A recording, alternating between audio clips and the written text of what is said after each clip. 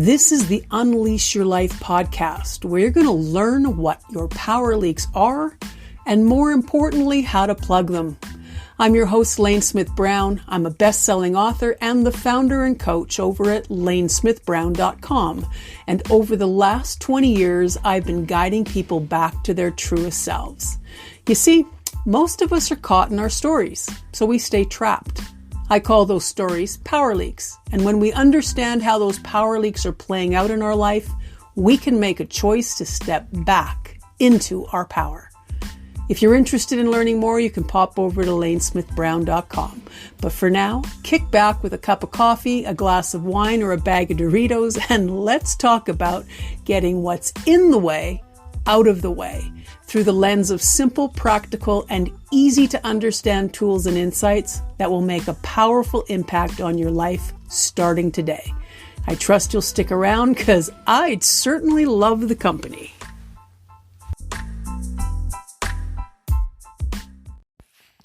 Hello and welcome to the show. I am Lane Smith Brown, and this is episode number 12 of the Unleash Your Life podcast. We're going to be talking about how we can navigate difficult conversations with ourselves and with others. And before I get going, can I just say I am really, really glad you're here. I have such a feeling of all of you as I'm sitting here recording this. And I guess I've just kind of found a magic place for myself. So I can feel you here. I hope that this actually feels like a conversation to you, because that is exactly what my intention is. So here we go. Now, if this is your first time listening to the podcast, you may want to start from the beginning. However, know that I am doing my level best to make sure every episode will kind of stand on its own. So stick with me if this particular topic is the one you need to hear today. And if there's something I bring up that is a little confusing or you need a little clarity, there's going to be more information if you go back. So I'll leave that with you, and we'll just continue with today. So here we go. So I ran into a situation on one of the Facebook groups I'm a member of this week, and a particular topic got the group really overheated. It left all kinds of women saying they were going to quit the group because there was no civil discourse and no respect for each other. People were throwing up their proverbial hands in frustration, and people were saying some things that you probably would only say with the anonymity of the internet. So I wasn't actually a part of the initial discussion, but I did get caught up in reading people's angry posts over what had transpired in the previous days. The one question I did respond to, though, was the one around how do we begin to have conversations with people who we don't agree with? It's a great question. And I think it has a lot of us rather stymied because we may not want to instigate a negative response. I know I don't want to fight, but I am interested in the conversation. Now, I think social media is a brilliant platform. It is exposing us to people from all around the world. And with those people come different ideas. We've never had to deal with this like, say, 20 years ago. So this is still, we're getting used to all of this stuff. But with all of that, you have the potential for volatility, especially when social media is deliberately set up to create silos of beliefs. It can make for a very uncomfortable and toxic space. Now, I'm sure it's no surprise to any of you that all of the social media platforms are designed to keep feeding you information that it already knows you will agree with. So if your political views lean left of center, all of your feeds are going to agree with that particular philosophy. If you're right of center, it will do the same thing. If you're into candles or witchcraft or how to decorate Christmas cakes, you're going to get those feeds. And if you click on every conspiracy theory, I'm sure you can guess what you're going to get. But when you get yourself into a public forum, it can be a free-for-all. So you've been lulled into this false sense of security that says everyone actually agrees with you, so you must be right, or at least in the majority. And, biggest always means right, right? Goodness, I hope I don't have to tell you I'm joking with that last one. The assumption that the majority is always right has gotten us into some pretty awful scenarios through our very short and violent history. Now, often when people wake up to the fact that not everyone believes what they believe, the first reaction may be, I cannot believe that there are such idiots out there believing something completely different than me. Oh, our egos usually have a titch of arrogance, don't they? Now, you might be way more gentle in your use of words or thoughts, but it's really easy to get riled up when you don't have a context for where that other person's opinions and ideas are coming from. The good thing to remember here is that they don't have a context for you either. So your comments are just as infuriating to them as theirs are to you.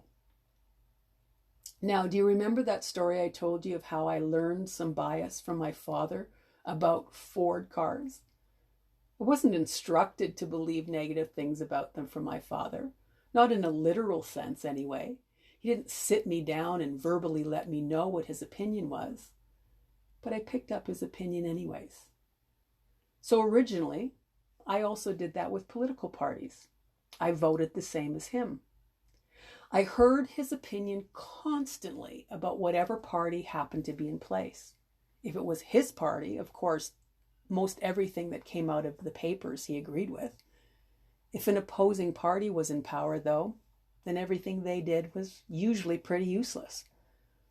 I could feel he thought the opposing party always had a very negative agenda, and his party always had a very positive agenda. Now, he wasn't really into sports, but he instilled in us that the hockey team from our city was the one to cheer for. It's like the idea that if you don't cheer for your own city's team, you're somehow disloyal, a bad citizen. Now, say something negative about our country compared to another country, oh, you're going to get an earful. Now, I love my country. I am grateful for the country that I live in. But I've never lived in another country. I have nothing to compare it to. Now, I've done a bit of traveling. That's a very lopsided view of what a country is actually like. So this whole idea that what we value and what we believe is superior simply because it's what we believe and value is rather preposterous, right? Now, let me dig in a little bit here.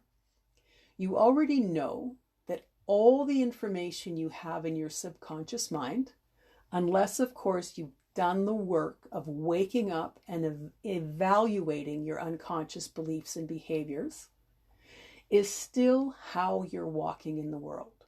You are acting as if everything that you believe and think is capital T true. And that can be said for everyone you're having a conversation with, whether it's face-to-face, over the phone, or online. So if everyone on the other side of the table is as sure of what they value and believe as you are of what you value and believe, how do you have a constructive conversation where you're actually able to learn something from each other? Now, this is a question that has worked for me, and maybe it'll work for you. Let's say someone says something that I initially judge as ludicrous. Now, we all judge. There is an instinctual reaction every one of us has when something is said or done that ignites a bit of a fight or flight response in us. Even something that simply makes us uncomfortable or challenges our worldview in the tiniest of ways. It's just how the whole ego subconscious desire thing works. To keep your whole life familiar. It's all it wants. so that you can feel safe. It's doing that whole formula of his job or its job is to keep you safe. If you're in familiar surroundings, you're safe. Therefore, its job is done. So that's what you're working with. Now, when that initial chemical and physical reaction cycles through your body, which is less than a couple of minutes long, you can choose to be back in full choice as to how you're going to respond. Okay? So in that moment, if you move to curiosity instead of fear or whatever other emotion you use to shut yourself down, you are deliberately choosing something new. That's a great thing, in my humble opinion. Now, when you choose curiosity, you have an opportunity to learn something new. Now, notice I said you have an opportunity of learning something new, as opposed to you have an opportunity to teach someone something new. That's the first tool I'm giving you today. Walk into that situation wanting to learn instead of wanting to teach. Because when you're wanting to teach, you're waiting for a break in the conversation. You're not actually listening. So you're not actually a part of the conversation. Now you know that what's floating around in your subconscious mind is all kinds of old shit that you've picked up from your surroundings. And it's filled with other people's biases, agendas, and unexamined, unchosen beliefs. And that's where the other person is coming from too. So in my experience, when I enter these situations from curiosity, there is an opportunity to actually have a calm, clear interaction that results. It's either an opportunity to take the discussion deeper or a resolution that just ends in an agreement to disagree. Now, do yourself a favor. When the mood feels right, leave some room for the possibility that this discussion could actually move you to changing your stance on what you currently value or believe. Be open, even if it's just a little bit. Here's why. I think globally we're having the types of conversations about privilege, unconscious bias, and outright bigotry and racism that we've not had to such a degree in my lifetime. There are millions and millions of people around the world who have been walking around completely unaware of much of their unconscious behaviors and attitudes that are steeped in their conditioning. But now that conversation is becoming more normalized. There are many of us being challenged to look at ourselves in a new way. And from that new perspective, many people are changing. So I started all of this by saying I have a question that you can use. I use different versions of this depending on the situation I'm in, but it's this. How did you get there? So I might say, how did you come to believe what it is you believe about your political candidate or party, your religion, the superiority of your grocery store choice, Netflix versus Prime, Beatles versus Stones, boxers or briefs? How did you get there? I'm curious. I'm genuinely curious. Why do you believe what you believe? If you deliver your question with softness and a genuine interest, you might have a really great conversation on your hands. If the other person isn't ready, then try it with someone else. But choosing curiosity is such a great way to walk in the world. My dad, for the first 16 years that I knew him, voted for the party that allowed him and his family to come to our country. It had nothing to do with policies or leadership. It was pure, unadulterated loyalty. Then we moved to another part of the country where the dominant allegiance leaned heavily in the other direction. And he was influenced very quickly to move his alliance to a party that stood for completely different things than what you would have thought he stood for, based on who he used to vote for. He was influenced by local media and his peers. Now, my father grew up in a time where it was actually tolerated to have an incredibly ignorant reaction and opinion to people who did not have the same colored skin as he did. But on the other side of that, whenever he saw anyone in need, let's say they're standing at the side of the road and they need a ride, or their car broke down and they need some help, or they were standing outside a grocery store and needed money for food, he was the first to step in. So he didn't think he was a bigot, and he seemed to have a great deal of empathy for these individuals. But in the company of people who looked like him and thought like him, he could be just as comfortable in a conversation filled with stereotyping and ignorance. I'm sure most of you can identify with that. If it's not how you were raised, maybe it was the way your parents were raised. Do you still hold a bias? Or have you formed a different opinion than what you were taught? Can you think of anything in your background that kind of fits in with what I'm talking about? Did your parents, caregivers, or early influencers have biases against other religions, other political groups, maybe sports teams or levels of education, or rich people or poor people? The list of our differences can be quite long and can be viewed with wonder as easily as with disdain.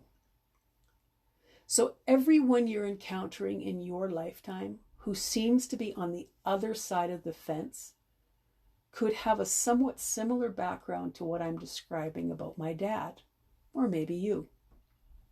No one's walking around right now saying, hey, I'm going to believe in some really stupid shit. I'm just going to be an idiot.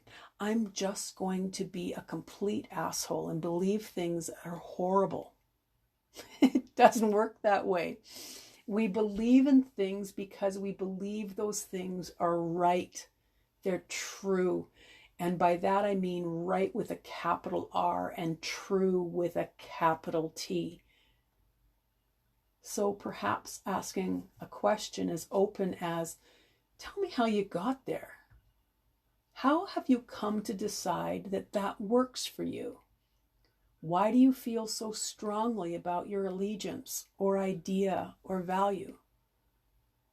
But if you're going down this road, do it from a position of actually wanting to learn. My father had no idea what the political party stood for that allowed his parents to come into this country decades earlier. He was just loyal because they created an opportunity for him to be safe. My father had an opinion that his race was superior simply because they were in a position of power. And he thought that that position of power was deserved. I'll guarantee he never thought about it. He just took it for granted. I am thankful there is a groundswell of change in the air, coming from the ground up. But know that there's a real advantage when our governments keep the masses living in discord and fear. So if we're going to make these changes, it is we individuals that are going to make it stick. When the masses are living in fear, they are easy to control. When the masses wake up, they start thinking for themselves. And then the leaders will have to begin to lead. And that's a whole other ball game than what we're seeing in the world right now. So we're really talking about the power of discernment here. My father wasn't using discernment when he was picking his political party, or what he was feeling about our city sports teams, or how he was devaluing other human beings based on something they could do nothing about. So what are you not using discernment for in your life? Are you just going along with everyone else at work, jumping on the bandwagon and simply going along for the ride? Do you vote for who you, or do you vote for who you vote for because your family has already voted for them, or because you actually believe in the policies and the track record and integrity of the leader? Is your local sports team really the best? And would you jump over all kinds of people in a stadium to attack and beat up someone wearing a sweatshirt with an opposing team's logo? This shit happens all the time. And it happens because nobody's asking questions about, how did I get here? Look, team allegiances are fun. It's playful. It's part of belonging. And appreciation for where you live is awesome. But would you die for the cause? Where's your line? Where's your line on religious differences, cultural differences, or political differences? What about the rights of people who have lives you don't value because of their sexuality or gender identity, or the fact that they wear socks with their sandals? Yes, I know I've brought that up a few times already. It's just really a big issue for me. There are people all over the world dying because of their opinions. There are all kinds of people dying because of what they believe. And often that's not based on anything other than inherited beliefs and bias. There are people dying and killing over religion, over culture, and over skin color. Religion, culture, skin color, sexual preference, or gender is so little of what we are. Humans are so much more complex than these small, insignificant differences. Becoming curious is part of what it takes to becoming discerning people.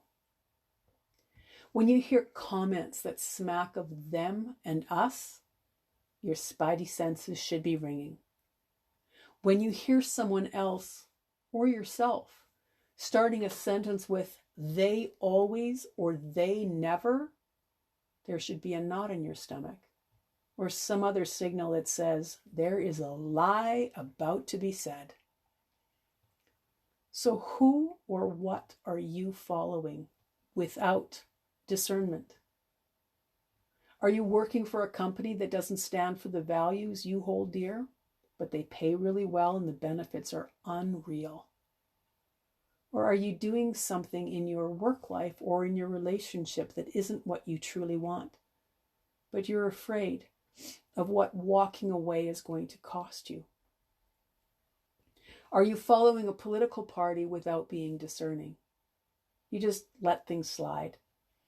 You see conflicts of interest or outright lies or policies that are unfair or vindictive, and you just hold on for dear life that no one else gets into power. So if we think back to last week's show when I talked about how we're all walking around like 7-year-olds, I didn't mean that from the position that we haven't matured as adults.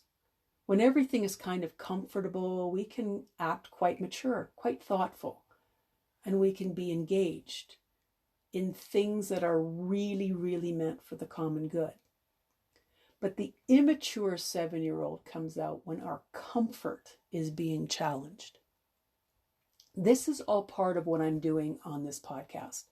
I want you to wake up to the stuff that you think and feel when your boat is getting rocked. So you're in a position where you think you are being challenged or disapproved of, or your rights are going to be taken away, or you're scared, or you're nervous for some reason. This is when the scared little 7-year-old shows up and says and does some really, really ignorant stuff. So if we can work together to get that 7-year-old to grow up in such a way that coming up against a new opportunity for learning gets them jazzed, excited, and curious, instead of shut down, belligerent, and fearful, we can make the world better. So what can you do? What can you do the next time you have a relative that comes out with some stuff that you've long grown past, and it's in complete conflict with what you now hold close. Do you engage in an actual conversation? Would you be able to actually ask the question of, how did you get there? Ask, why do you believe what you believe about this? Is that what you heard from your parents or your grandparents? Is that what your religion taught you or your culture? Now, remember, this only works when you're genuinely curious. Otherwise, it can come across as pretty judgy, and that's not a conversation starter. I'll admit, not everyone is ready for these types of questions because we've been living in a whole different way with each other. We've written off all kinds of people because we don't agree with them. And when you do the them and us thing, you dehumanize people even more. You make them inferior to yourself, so you can not care if they're hurting or suffering. And it's easier to avoid having empathy, especially if they're on the other side of the world or we're on the other side of the issue. What if parts of you came here to be more discerning and show others how to be that too? What if that's part of your purpose? What's the end result of us evaluating our beliefs, our customs, our traditions, our bias, and our allegiances? Well, I'll tell you this, your ego's going to go crazy and react in all kinds of childish ways. But hey, you know different.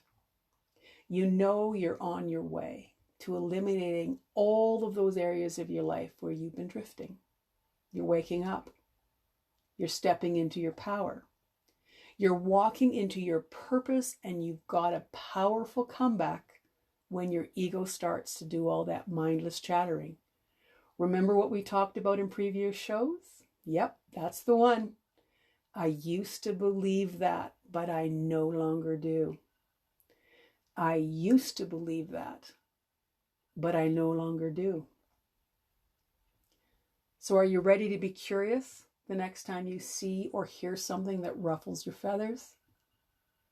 Are you going to be more discerning when it comes to the choices you make or the people you choose to follow? Are you open to changing your mind? Oh, you know you want to. Yes, don't you? I sure hope that's what I heard.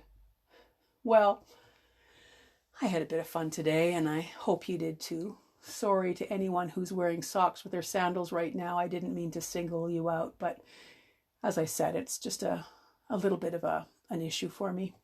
It just comes from some childhood trauma. So until next time, keep doing the work of waking yourself up from believing the things you didn't choose. The time for drifting is over, sisters. Let's get creating something better for all of us to enjoy. Bye for now, and see you next time.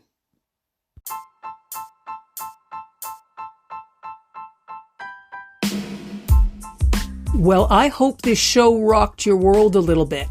If you're ready to take this learning to a whole new level, pop over to lanesmithbrown.com and sign up for our weekly Wild Wonderings email, and check out the coaching options as well.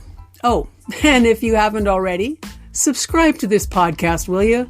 It's how we get these tools into the world and change the world for the better. Ta for now.